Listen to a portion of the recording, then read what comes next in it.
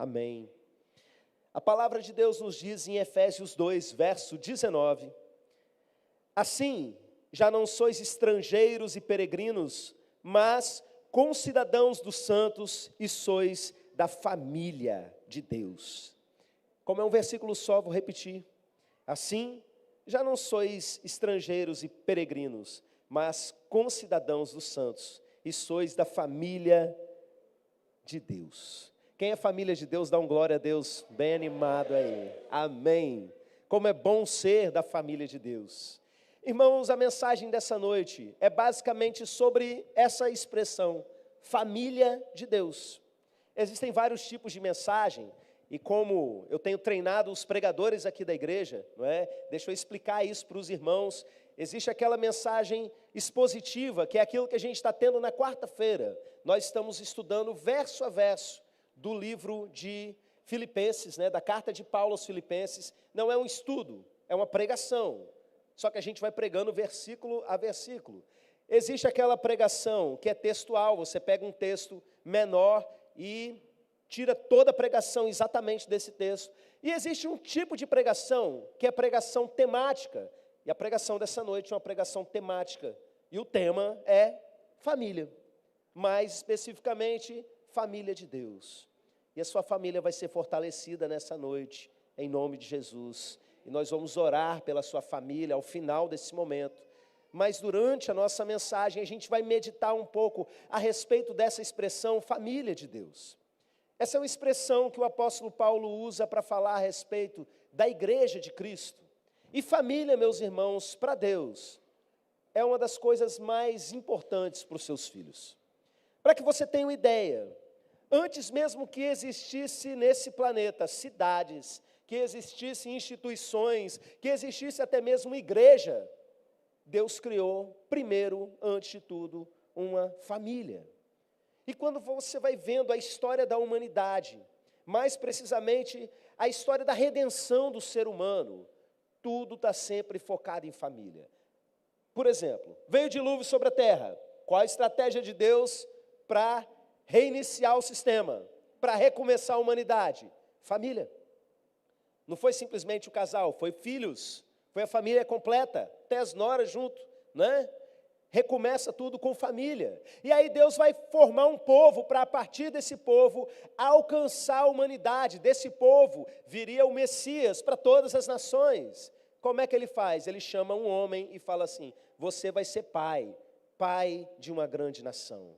E a partir desse homem, começa uma grande família. Isso é muito forte, meus irmãos, porque quando Deus fala isso para Abraão, ele fala assim: em ti serão abençoadas todas as famílias da terra. Desde o início, o propósito de Deus é abençoar cada família da terra. E isso se cumpre em quem? Na pessoa de Jesus, que é o cumprimento dessa promessa feita em Abraão. E Jesus vem, e aonde que Jesus nasce? Mesmo sendo Deus, sem precisar de pais humanos, o nosso Deus faz questão de que ele nasça dentro de uma família. Era necessário, era essencial que ele tivesse ali pai, mãe e irmãos, e a Bíblia descreve isso muito claramente, muito detalhadamente para a gente, porque família é algo muito importante. E Jesus começa o seu ministério e ele vai pregando, e ele apresenta Deus de uma forma que as pessoas não estavam acostumadas a ver. Ele apresenta Deus como Pai. E ele vira e nos ensina a falar com Deus assim: Pai nosso que está nos céus. Porque além de reconhecer que Deus, na verdade, não é só Deus, Ele é Pai sobre nós, Ele ainda fala que Ele é Pai nosso, ou seja, nos obriga a dizer a palavra nosso.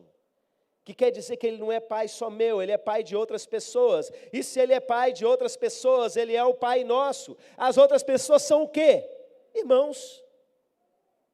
Jesus vem mostrando que nós somos uma grande família, a família de Deus. E aí, meus irmãos, começa a história da igreja e o Novo Testamento, o restante ali, depois no livro de Atos, é tudo contando como uma igreja deve funcionar, explicando como que a gente deve se comportar numa igreja, como deve ser a disciplina numa igreja, como deve ser os dons espirituais da igreja, qual é o propósito da igreja, como devem ser os relacionamentos da igreja, cartas e cartas do Novo Testamento tratando basicamente sobre a igreja. E ao ensinar sobre a igreja, o apóstolo Paulo, por exemplo, ele vai usar várias figuras, ele vai falar em edifício de Deus, ele vai falar várias metáforas, plantação, vai falar de corpo. Mais uma das principais metáforas, simbolismos, para a gente entender o funcionamento de uma igreja, é família. Você é família de Deus. Mesmo que você seja sozinho no mundo, você está aqui, você faz parte dessa igreja, você é família de Deus. Você pode ser viúvo, viúva, pode ter filho, pode não ter filho, você faz parte de uma grande família. Você tem um pai, você tem uns irmãos, não se esqueça disso. Meu irmão amado, minha irmã amada, querida, você está numa família. Mas, meus irmãos, entendendo todo esse sentido de família para Deus, eu entendi uma coisa com o passar dos anos, que se igreja é família, quando a gente prega sobre igreja, a gente está ensinando a ser família. E quando a gente ensina sobre família e prega sobre família, a gente está ensinando a ser igreja. Por quê? Porque a estrutura é a mesma. E aí que você repara, por exemplo, quando a gente, por exemplo, vamos imaginar aqui uma situação muito hipotética. Imagina alguém problemático dentro da igreja, com dificuldade de se relacionar com os irmãos. Vai observar a família dessa pessoa. Essa pessoa tem a mesma dificuldade de se relacionar com a sua própria família. Você olha, por exemplo, um filho com problema com autoridade, e acontece muito. Não respeita a autoridade da mãe, não respeita a autoridade do pai, vai bater aqui na igreja, o que vai acontecer? Também não respeita a autoridade pastoral, não respeita a autoridade do seu líder de célula, do seu líder de ministério, não respeita porque o problema dessa pessoa tem a ver com a autoridade. Ela precisa aprender a ser família, e ela aprendendo a ser família, isso vai servir para a família dela, isso vai servir para a igreja. E eu quero falar para você com muito carinho, você que tem problema com família. Você tem problema com família? Não precisa levantar a mão, apenas responda. Deus quer tratar a sua família te ensinando a ser igreja.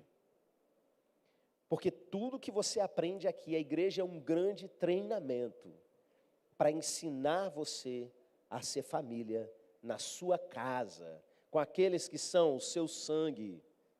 E ao mesmo tempo que trata um lado, trata o outro. Talvez você seja alguém que afastou todo mundo de você. Eu conheço algumas pessoas que são assim. Os filhos não têm prazer de estar perto. Todos os parentes se afastaram. E a culpa é de todo mundo, e está todo mundo errado. Mas são as mesmas pessoas com dificuldade de desenvolver elos duradouros, permanentes, em uma mesma igreja. Então entenda, independente do nível de luta que você tem enfrentado, se o problema na sua casa é desse tamanzinho, ou se o problema é muito maior, aprenda tudo que Deus tem para falar para você sobre igreja e aplica na sua casa, porque nós somos uma grande família de Deus. Esse assunto é vasto. Quando a gente fala de mensagem temática, você não tem um recorte, tipo, eu vou desse versículo até esse versículo. Você vai falar o que a Bíblia ensina de uma maneira geral. Então eu escolhi alguns assuntos para pregar para vocês nessa noite. E eu escolhi 7. A gente sempre escolhe 7. Às vezes é 3 também, né? Tem mensagem de 3 pontos, mas 7 soa mais profético. Irmãos, eu escolhi 7 coisas a respeito de igreja para a gente meditar, que serve para a nossa família e serve para a nossa igreja. E a primeira é a mais óbvia de todas. E se você tivesse que adivinhar uma coisa sobre igreja que o pastor Clériston vai começar a falar, o que você diria, você que está acostumado aí a me ouvir pregar muitas e muitas vezes? É o que, Jussiel? Unidade na mosca. Ó, você que não sabia, fique ligado, porque como eu disse, era a mais óbvia de todas. A gente tem aprendido muito, meus irmãos, ao longo dos anos sobre unidade. E essa igreja ela só começou a crescer e se desenvolver e romper daquele estado que tinha antigamente, a partir do momento que a gente entendeu o valor da unidade. Eu preguei, por exemplo, na semana passada sobre isso a respeito da igreja, que existe uma promessa do Senhor sobre aqueles irmãos que vivem em união. E a gente que vive uma cultura de avivamento, que está sempre buscando avivamento do Senhor, a gente entendeu que avivamento só vem quando os irmãos vivem em união. Porque onde os irmãos vivem em união, ali o Senhor ordena a bênção e a vida para sempre. Irmãos, como é bom viver num ambiente que Deus liberou um decreto do céu, Ele liberou uma ordem, e a ordem é: eu vou abençoar, está abençoado, e eu estou derramando minha vida. Você precisa disso sobre a sua casa. Mas para que isso aconteça, deixa eu falar para você que não está vivendo em paz na sua casa. Deixa eu falar para você que tem tido muitas dificuldades para ter paz dentro do ambiente da casa. Talvez você esteja numa família que vive em pé de guerra. Esse problema só vai ser resolvido quando vocês entenderem que a paz, ela é mais importante que tudo. A paz é mais importante do que a arrumação da casa. A paz é mais importante que conta paga. A paz, ela é mais importante do que provar quem está certo. A paz é mais importante do que você desforrar sua raiva que está ali amargurando no seu coração. A paz é mais importante do que tudo. E uma pessoa que ela realmente dá valor à paz na família. Existe uma expressão na Bíblia que eu posso aplicar a essa pessoa. Ela é um filho da paz. Existe um texto que eu já ensinei algumas vezes aqui na igreja, e é sempre bom insistir nele, que ele diz o seguinte: Jesus vira para os discípulos e fala para eles irem pregar nas cidades, mas quando eles chegassem em uma cidade, eles deviam procurar uma casa para ficar ali se hospedando, sendo sustentado por aquela família enquanto eles estivessem pregando, mas que quando eles botassem o pé dentro daquela casa, eles deveriam dizer: que a paz esteja com vocês. O cumprimento natural do povo judeu, shalom, shalom, não é? Shalom é a paz completa de Deus. Mas Jesus aplica da seguinte forma: você entra numa casa, você declara isso sobre aquelas pessoas, e olha o que Jesus diz: que se naquela casa tiver um filho da paz, a paz vai repousar sobre aquela casa.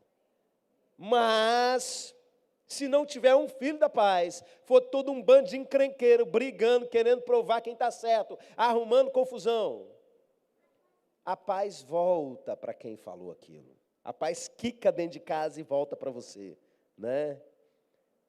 Eu quero dizer uma coisa para você aqui nessa noite. Olha aqui para os meus olhos azuis. Que haja paz na sua casa. Será que quicou e voltou para mim? Se você é um filho da paz, isso é promessa sobre a sua vida. Mas pastor, eu vivo no meio de um monte de gente que não é filho da paz. Toma posse dessa palavra. Eu às vezes, meus irmãos, eu vejo irmãos brigando por coisa tão pequena. E qualquer coisa é pequena, perto da paz. E eu olho para a minha própria família. Eu tenho irmãos, o Cláuber e o Osias Júnior, que a gente não briga por nada. Acho que a última vez que eu briguei com os meus irmãos, eu era adolescente. Aliás, com o Osias Júnior, eu acho que nem quando eu era adolescente. Os meus irmãos são muito gente boa. Última vez que eu fiz raiva no Cláuber, não sei, eu devia ter uns 13 anos. Ele tacou uma colher de arroz desse tamanho na minha cara, eu desviei, pegou no meu ombro. Era esse nível, dessa época, infantil. Mas depois que a gente cresceu, depois que a gente virou jovem, virou adulto, brigar para quê, meus irmãos? Uma vez, o Cláudio descobriu que eu gostava de uma menina, e que era a mesma menina que ele gostava. Você sabe o que ele fez? Ele deixou de gostar da menina, porque soube que eu gostava dela. Meus irmãos são muito gente boa. Não tem coisa mais importante no nosso relacionamento do que a gente viver em paz. E quer dizer que a gente concorda? Não. Eu sou pastor do Cláudio. E às vezes eu puxo a orelha dele como pastor, sabe? Às vezes ele puxa a minha como irmão. E tudo bem sobre isso. E o meu irmão mais velho não é minha ovelha, mas se tiver ali alguma coisa que eu concordo, eu sempre vou falar. Mas pensa, a gente não fica de mal igual dois bebezões. A gente não fica assim, também não vou falar mais nada com você. Não, a gente é adulto e a gente é filho da paz. E para completar, ainda sou filho do pastor Zias, paz dobrada. Vocês estão entendendo? Mas pastor, na minha casa não é assim. Seja você o gente boa da família. Seja você aquele que vai conquistar o povo com a sua paz. Nada vai tirar minha paz, não tem? Você precisa ser essa pessoa. A segunda coisa, depois de unidade, só um pequeno destaque. Você precisa que Deus ordene a bênção e a vida para sempre na sua casa. Guarda isso, tá bom? A segunda coisa que tem que ter nos dois ambientes é uma coisa chamada obediência à liderança. Meu filho já virou e falou assim, nossa, você não está na sala das crianças, moço? Então aguenta. Olha só, obediência é uma das coisas primordiais para que qualquer lugar funcione direito. E a promessa, meus irmãos, sobre os filhos que vivem debaixo de obediência. E a Bíblia fala sobre obediência aos líderes na igreja. Obedecei aos vossos guias, está escrito lá em Hebreus. A gente vive numa época em que as pessoas dão muita visibilidade aos escândalos que acontecem. Todo dia eu vejo uma mensagem de algum escândalo absurdo que acontece dentro de igreja. Então presta atenção, seja obediente ao seu pastor, se ele for obediente à palavra, ponto. Tem mais nada para dizer a respeito disso. Você não tem que obedecer a um pastor que manda você fazer alguma coisa errada, ok? Hoje eu vi uma mensagem de um cara que disse que foi molestado por um pastor e que o pastor mandou ele ir para um motel e não sei o quê. Um negócio sem sentido que eu fico me perguntando como que um cara foi capaz de obedecer nesse nível. Às vezes o pastor pede um negócio simples, né? Irmão, vem cá, bota essa cadeira no lugar. Não vou não. Vamos ali pregar o pessoal da praça aí? Não vou não. Vamos ali no retiro aí? Nem pensar. E os caras são capazes de coisas idiotas. Eu sempre olho com muita desconfiança essas histórias, sabe? Mas eu sei que tem doido para tudo nesse mundo. Mas preste atenção, seja obediente ao seu pastor, se ele for obediente à palavra de Deus. Porque existe um princípio nas Escrituras, que o apóstolo Pedro ele expressa muito bem lá no livro de Atos, quando ele diz, importa obedecer a Deus e não aos homens. Então, se o seu pai e a sua mãe, eles mandam você, por exemplo, cometer um crime, você não é obrigado, porque a Bíblia manda você obedecer aos pais. Porque primeiro importa obedecer a Deus e não aos homens. A sua mãe manda você maltratar alguém, manda você contar uma mentira, você não é obrigado a fazer isso. Porque existe uma lei maior, importa obedecer a Deus e não aos homens. Mas, meus irmãos, na boa, a maior parte dos comandos, eles são muito simples com relação a isso. E não tem nada a ver com grandes dilemas éticos e morais, são coisas simples. Tipo, meu irmão, vamos naquele retiro? Você está precisando para salvar seu casamento? Meu irmão, vamos, me ajuda aqui para a gente conseguir resolver essa questão. Vamos lá, vamos fazer um culto em tal lugar. São coisas normais do dia a dia e na casa também. Os pais, geralmente, amam os seus filhos, querem o melhor para eles. E o tipo de ordem que se dá tem a ver com o funcionamento da própria casa, a formação moral, intelectual dos seus filhos. Eu já contei essa história uma vez, sempre que eu toco nessa questão da obediência, eu me lembro disso, que quando a gente estudava para o vestibular, estavam os 3 adolescentes em casa, e a minha mãe, ela deu o seguinte comando, a gente não podia jogar, a não ser que fosse na sexta-feira, depois das 18 horas, até o domingo à noite, antes de dormir. A gente tinha conseguido o primeiro computador nosso, um 486 velho, não sei quem aqui é dessa época, né? E é claro que com aquele computador, a primeira coisa que a gente conseguiu fazer foi botar um joguinho ali, que a gente nunca tinha tido videogame na vida, agora a gente ia ter alguma coisa para jogar. E pensa uma galera que estava sedenta por fazer aquilo.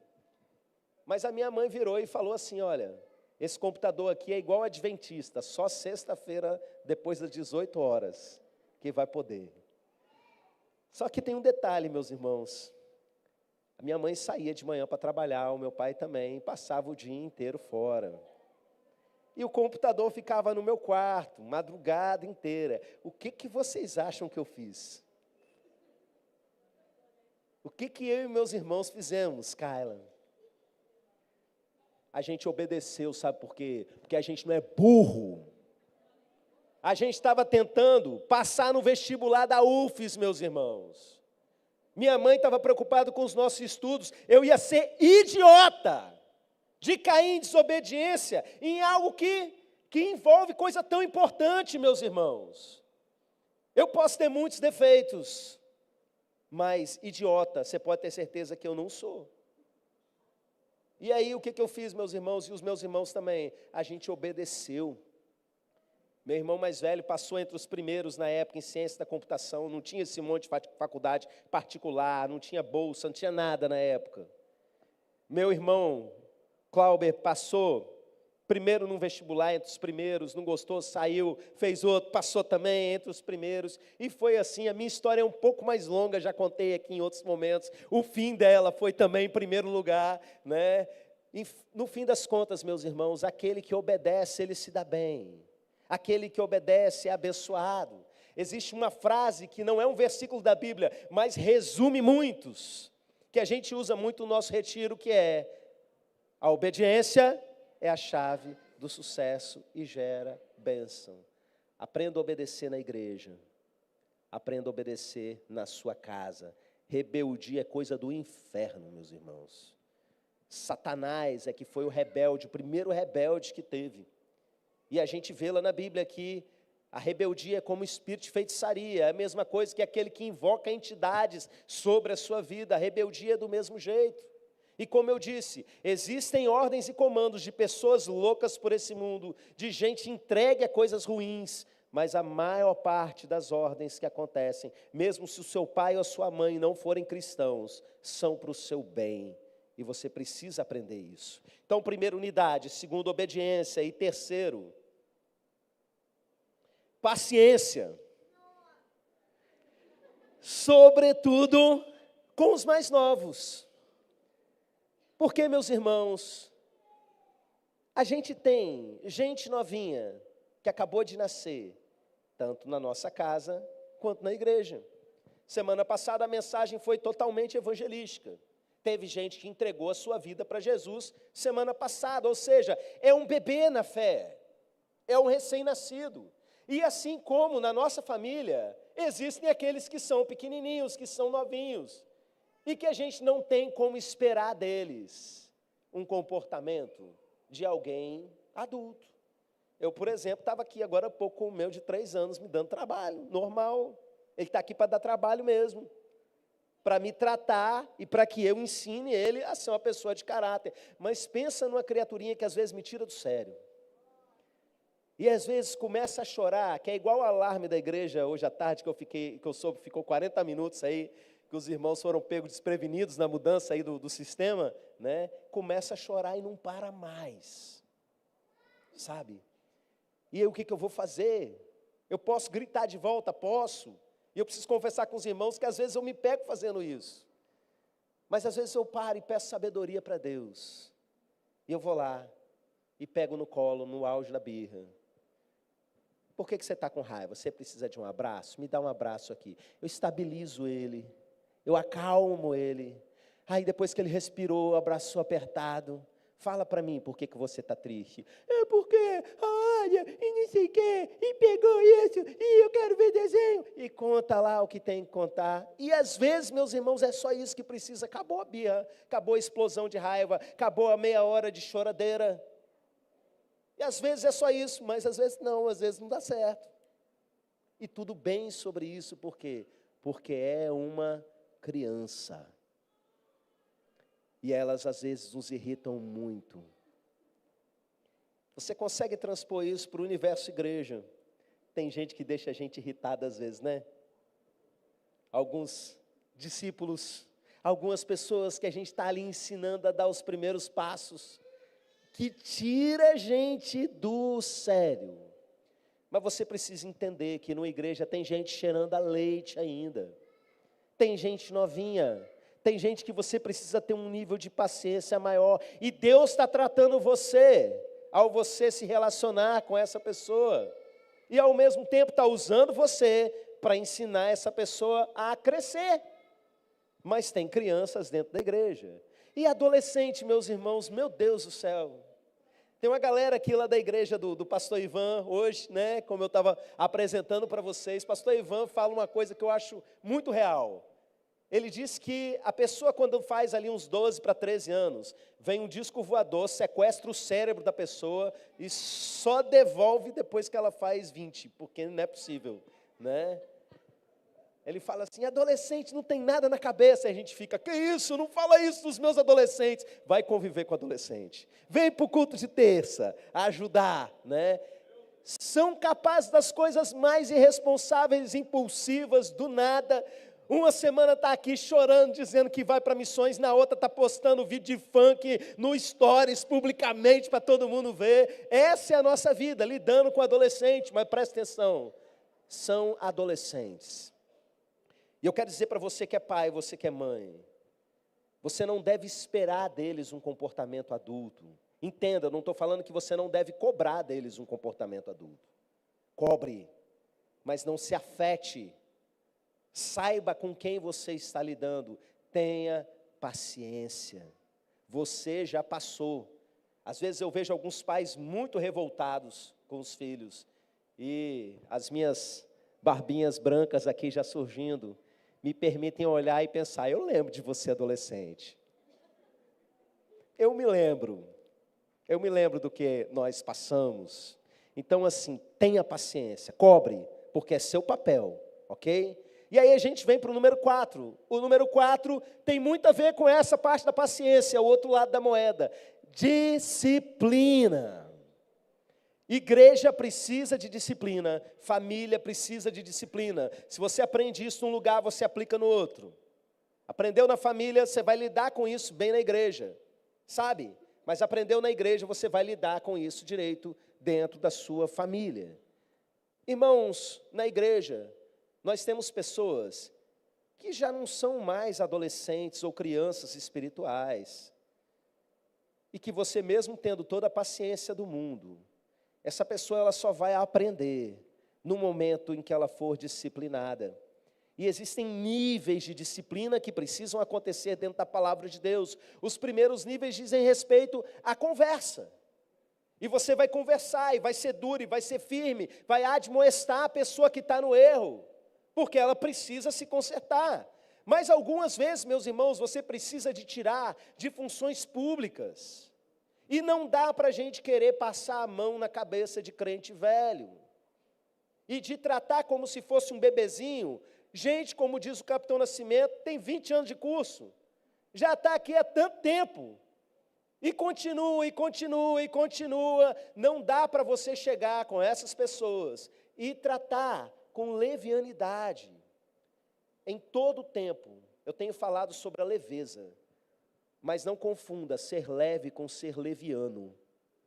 Você precisa, e agora uma palavra para líderes de célula, líderes de ministério, igreja também de uma maneira geral, porque às vezes a gente disciplina alguém e as pessoas julgam, não tem noção do que está acontecendo, não sabe a história completa, e não gostei, porque bota um de banco, mas e o outro, e não sei o quê, e mimimi, mimimi, é igual em casa. Você já viu o filho discordando do pai? A nossa obediência, ela é provada, meus irmãos, não quando a gente concorda, mas quando a gente discorda. Eu já dei esse exemplo aqui, não é? Estava falando esses dias, sábado retrasado aí para os levitas. Se eu virar para minha filha e falar assim, olha, eu quero que você tome esse pote de sorvete todinho. Aí ela vai lá e toma, nossa, que menina obediente. Ela concorda comigo, é muito fácil. Mas se eu der um prato cheio de legumes, com proteína, com carboidrato, tudo que ela precisa, e ela já vai olhar e vai ficar assim, não quero comer não. A gente vê a obediência quando a pessoa faz aquilo que ela não quer fazer. Na igreja e na família. Quem está na liderança viveu mais do que você, muitas vezes.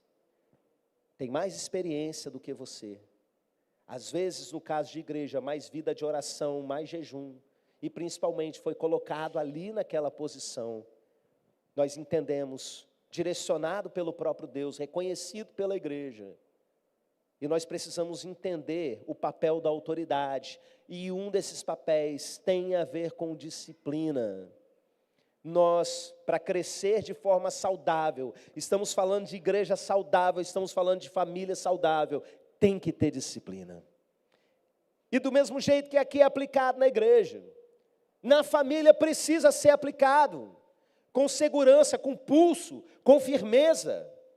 Vai chegando uma certa idade que você precisa ser mais duro com seus filhos. O nível de entendimento é um pouco maior, às vezes o nível de rebeldia deles é um pouco maior. Eu conheço gente frustrada na vida adulta, que não sabe para onde vai, porque os pais passam a mão na cabeça dos erros dos seus filhos. Não tem responsabilidade com a própria família, não tem responsabilidade com o seu próprio casamento, não tem responsabilidade com nada na vida. Por quê? Porque a sua relação com a autoridade a vida inteira foi frouxa. O filho vai lá, comete um erro, a mãe passa a mão na cabeça, o pai passa a mão na cabeça. Que expressão é essa, né? Caso alguém não conheça o nosso capixabês aqui, passar a mão na cabeça quer dizer tirar por menos, não disciplinar da forma que precisa. Ai, tadinho, tadinha, deixa, está sofrendo, está fazendo isso, por aquilo, arruma desculpa. Gente, não dá para ficar psicologizando o pecado e tratando por menos coisas que são graves. Você faz isso com seus filhos pequenos, você está sabotando a vida deles. Você que não disciplina os seus filhos adequadamente, você está sabotando um adulto, está tornando a vida dele no futuro infeliz, está destruindo o casamento dele que nem existe ainda, quando você não é firme o suficiente com os seus filhos. A gente precisa de disciplina, meus irmãos, para poder conseguir ter saúde na nossa casa, ter saúde na nossa igreja. A sexta coisa, errei não, né? Quinta, espera aí, vê se eu não pulei nada. A 3 foi a paciência, a 4 foi a disciplina, e a quinta é presença de Deus. Uma coisa que a gente fala muito sobre igreja, mas pouco se fala sobre família. Mas a importância é a mesma para um ambiente e para outro. Aqui, a gente falar de presença de Deus é algo muito corriqueiro para uma igreja como a nossa, que está sempre buscando uma cultura de avivamento. A gente sabe, por exemplo, da importância desse ambiente estar carregado da presença de Deus, dos ensinos da Bíblia sobre como atrair a presença de Deus. E a gente sabe do perigo que muitas igrejas têm de manter a programação funcionando sem a presença, de ter reunião, de ter liturgia, de ter pregação, de ter culto, de ter tudo, sem presença de Deus. E a gente se desespera com isso. E a gente se arrepende, como a gente cantou aqui naquela canção, arrependido em favor de toda a nação. A gente chora na presença de Deus, não tire de nós a tua presença, porque uma igreja não pode ficar sem a presença de Deus. Mas deixa eu te perguntar, esse desespero existe pela sua casa? Pela sua família? Você vai deixar a presença aqui e vai para uma casa onde a glória de Deus não está se manifestando? A gente faz muita coisa e cada vez mais na nossa rotina, meus irmãos. Mas você precisa aprender a atrair a presença de Deus sobre a sua casa, debaixo do seu teto. Você precisa ter tempo de oração em família. Você precisa ter tempo de adoração em família. Você precisa que a sua família ame a palavra de Deus. Aprenda a desfrutar da palavra, a desfrutar e buscar a presença do Senhor, meus irmãos. Então, da mesma forma que a gente chega aqui na igreja, já começa a buscar a presença, Senhor, enche a minha vida, enche esse lugar. Essa precisa ser uma preocupação diária para a sua casa. E se isso não vinha sendo uma preocupação, de tudo isso que eu tenho falado até agora, se tem uma coisa que você precisa anotar aí e falar, Senhor, a partir de hoje, eu preciso acertar isso na minha vida, é buscar a presença de Deus sobre a sua casa. É fundamental, meus irmãos. E agora sim, a sexta coisa. A sexta diz respeito à perseverança. Amém? Semana de primícias aqui na igreja, no início do ano. Nós jejuamos muito tempo, 7 dias, buscando direção de Deus sobre esse ano. E uma das mensagens mais fortes e claras que Deus trouxe para a gente nesses dias foi que Ele iria trabalhar a nossa perseverança durante esse ano. E meus irmãos, existe um ensino muito grande a respeito da perseverança da igreja nos últimos dias. A Bíblia diz que aquele que perseverar até o fim será salvo.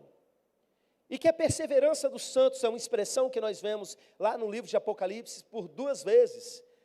Ela diz respeito a você guardar a sua fé e guardar a sua obediência ao que Deus mandou você fazer. E isso está relacionado também a você continuar congregando na igreja. Porque a gente vê lá no livro de Atos que a igreja cheia do Espírito Santo era uma igreja que perseverava, sabe em quê? Nas atividades corriqueiras da igreja. No partir do pão, na doutrina dos apóstolos, no momento de comunhão, nas reuniões de oração, está tudo isso lá. E perseveravam na oração, no partir do pão, na doutrina dos apóstolos, comendo o pão de casa em casa, até nas reuniões, nas casas que hoje a gente chama de célula, eles estavam ali perseverando. Perseverança é algo fundamental para a igreja, principalmente para a igreja dos últimos dias. Enquanto o espírito do anticristo quer matar a alegria das pessoas de estar na igreja e quer desigrejar as pessoas, o Espírito Santo faz o trabalho contrário, quer levar a pessoa a estar em tudo, a estar perseverante, como a gente vê lá no livro de Atos. Seja perseverante na sua igreja, mas seja perseverante na sua família. Por que eu estou falando isso?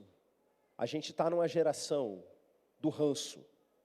Ai, tomei ranço da minha mãe, não aguento mais. Ai, tomei ranço do meu pai, não quero saber. Ah, cansei desse casamento, não é mais a mesma coisa, não amo mais, não aguento mais. E as pessoas vão se afastando, se divorciando umas das outras, se mandando embora umas das outras. E eu quero que você entenda. Eu não estou aqui dizendo que você deve se submeter a um relacionamento doente. Eu não quero dizer aqui que você é obrigado a ficar em um relacionamento abusivo. Presta atenção no que eu vou dizer. Se você está num relacionamento abusivo, Deus não quer você aí. Saia! A grande questão é que a maior parte das vezes não tem a ver com relacionamento abusivo. Tem a ver com defeitos naturais que sempre estiveram lá, mas que em um determinado momento as pessoas desistem umas das outras. Por que isso acontece? Vou falar o meu ponto de vista, você não é obrigado a concordar comigo, mas na minha experiência, no meu local de fala, como costumam dizer, quando a gente olha do nosso ponto de vista de trabalho, de alguém que aconselha muitos casamentos, que realiza muitas cerimônias de casamento e que, infelizmente, luta para que muitos divórcios não venham a acontecer. Existe uma coisa que eu reparei em muitos relacionamentos. O divórcio ele só acontece quando um, ou às vezes os dois, enfraquecem na sua fé, no seu relacionamento com Deus.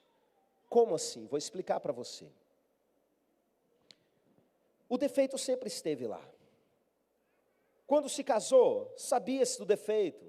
Em anos felizes de casamento, o defeito continuava ali. Mas em um determinado momento da vida, alguma coisa aconteceu, um problema de saúde, uma mudança na rotina, um filho nasceu, um curso, uma faculdade começou a ser feita, e essa mudança na rotina fez o quê? Fez com que a pessoa parasse de buscar a Deus como buscava. Ela não consegue mais estar frequente na igreja como estava. Ela não está buscando a Deus no seu secreto, como normalmente buscaria, e essa pessoa, o que acontece? Ela enfraquece, ela baixa a guarda, e quando ela baixa a guarda na sua vida espiritual, sabe o que acontece?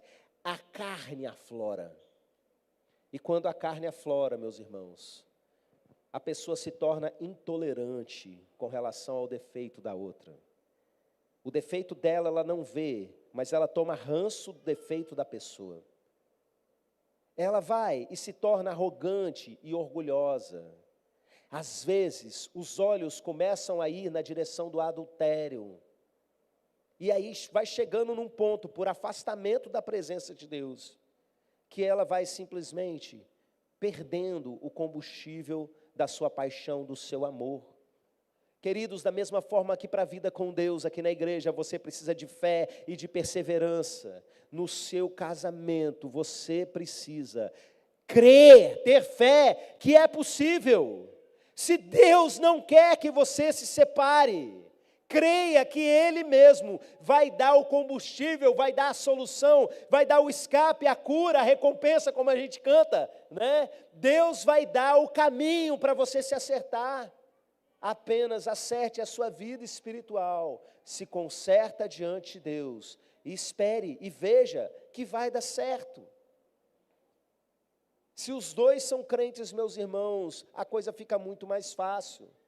Precisa entender que a sua vida espiritual caiu, e a primeira coisa que você precisa fazer é acertar o seu altar diante do Senhor, para que aí você se torne, de fato, uma pessoa perseverante.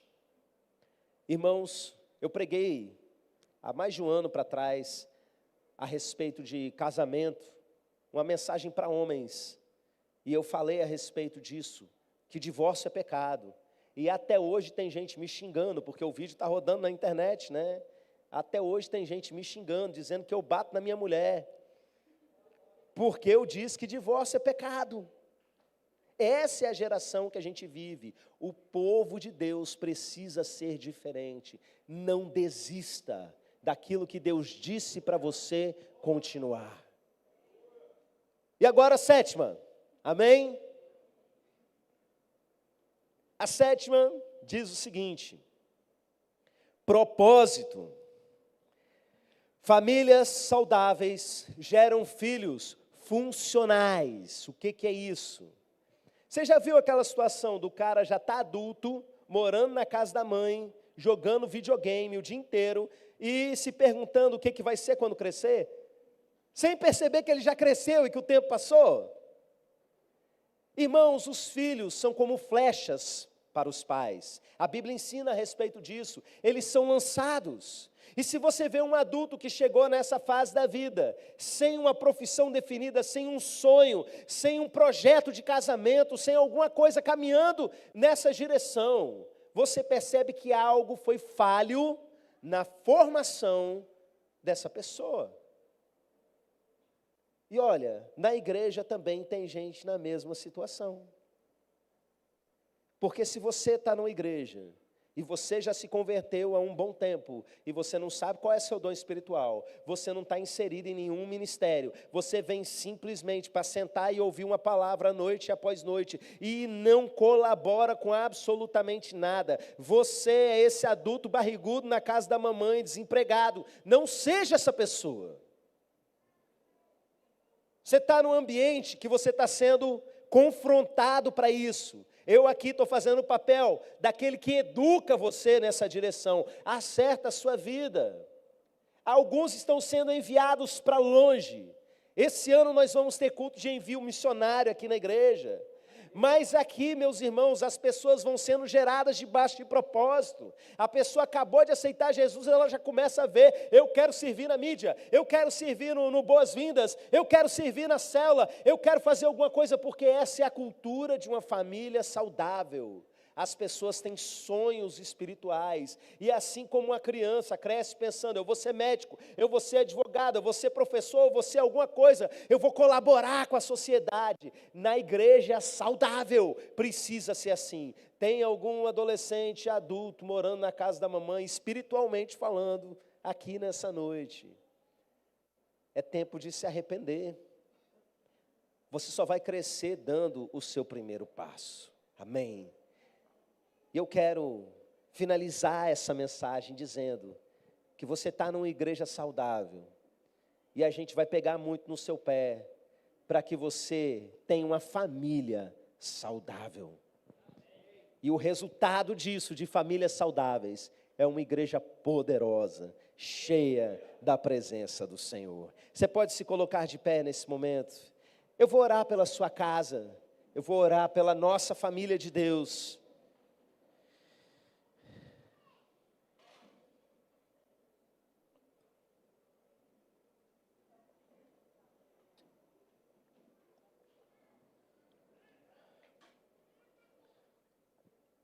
Pai querido, obrigado porque o Senhor um dia criou família, e tudo que o Senhor criou é bom.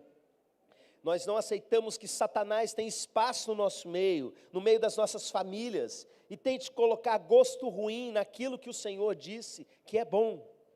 Famílias vão surgir a partir de relacionamentos dos nossos jovens, e nós pedimos que famílias saudáveis sejam geradas em santidade, debaixo de propósito, meu Pai.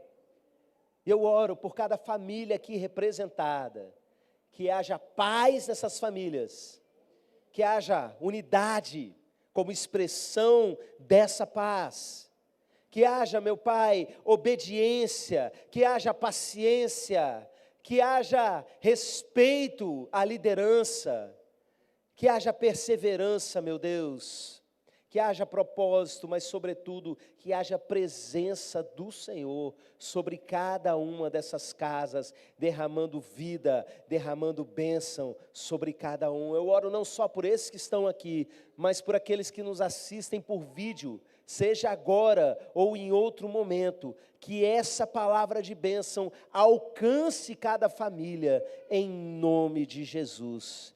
E que a graça e a paz do nosso Senhor e Salvador Jesus Cristo, o amor de Deus Pai e a comunhão do Espírito Santo, seja com cada um de vocês, meus irmãos, e com todo o povo de Deus espalhado pela terra. Amém, amém. Deus abençoe vocês, uma boa semana a todos.